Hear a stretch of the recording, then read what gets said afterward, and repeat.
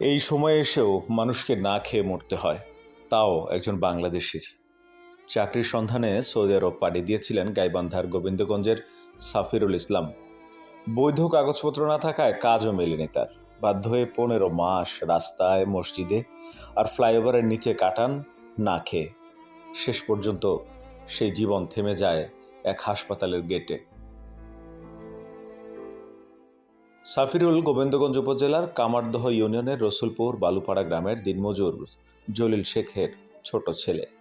গত বছরের মেতে প্রবাসী কল্যাণ ব্যাংক থেকে 2.5 লাখ টাকা ঋণ এবং স্থানীয়ভাবে আরও 1 লাখ টাকা ঋণ নিয়ে এক দালালের মাধ্যমে সৌদি আরবে যান তিনি। পরিবার জানায়, সৌদিতে পৌঁছে চাকরি না পেয়ে চরম অসহায় হয়ে পড়েন সাফিরুল।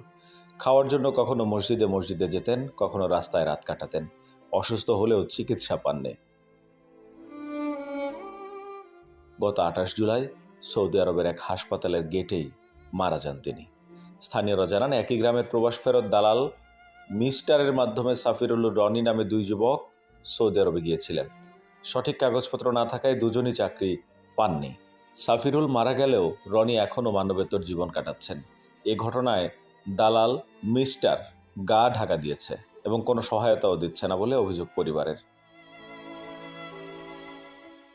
মৃত্যুর 15 দিন পার হলেও আর্থিক সংকটের কারণে লাশও দেশে আনা যাচ্ছে না।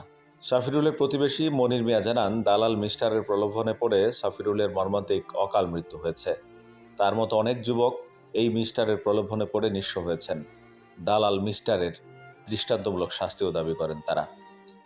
গাইবান্ধার কর্মসংস্থান